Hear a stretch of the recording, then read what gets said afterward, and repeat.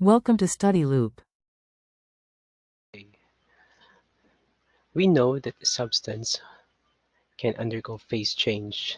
In particular, when a substance undergoes change from solid to liquid, we have the process we call melting.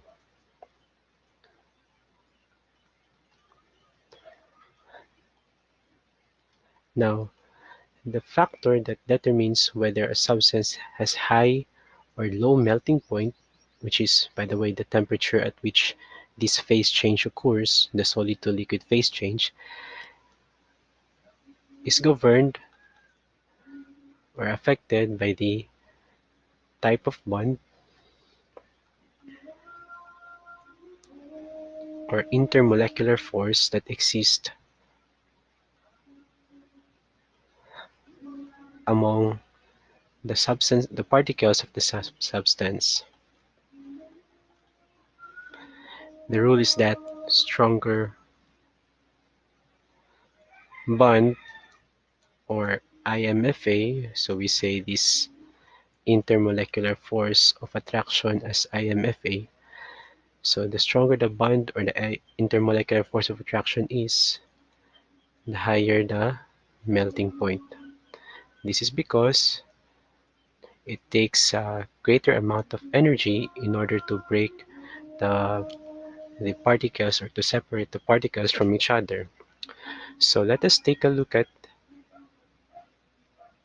Fe or solid iron and as well as solid carbon tetrachloride. And let us take note what type of bond or intermolecular force of attraction exists among the molecules of these compounds. So Fe is metallic. So we have metallic bonds among Fe atoms, whereas carbon tetrachloride is nonpolar. And for nonpolar, we have London dispersion force. Now, metallic bonding is way stronger than London dispersion forces. It follows that Fe has higher melting point. Melting point. We say MP as melting point. Next, let's consider KCl and HCl.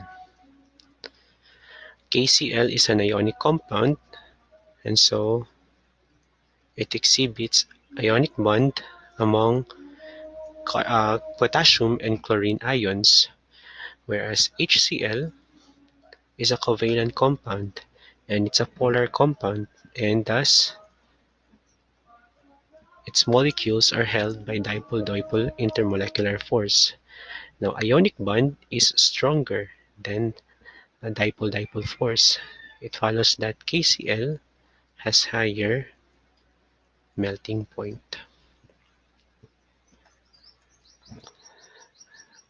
Next, we compare titanium and neon.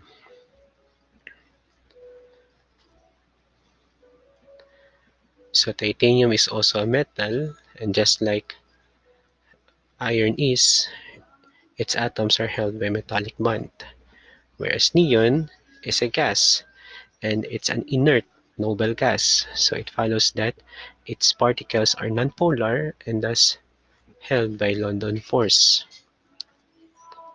So just like the comparison we have in part A, we know that metallic bond is way stronger than London dispersion force. It follows that titanium has a higher melting point. And finally, let us compare water and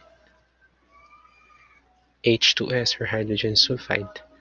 Now, both molecules are polar, but uh, the type of intermolecular force that is prevalent in water molecule is hydrogen bonding, because of the fact that water molecule is composed of hydrogen bonded to an electronegative oxygen atom, whereas in H2S, it's just a typical dipole-dipole force. So both hydrogen and dipole-dipole force are intermolecular forces, but between the two, it's hydrogen bonding that is stronger, and because of that, water has higher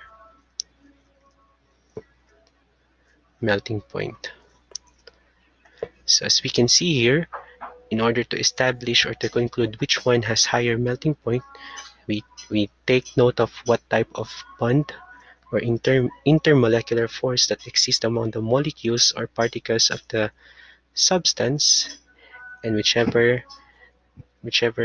force or bond is stronger gives a substance that has a more or that is a higher melting point.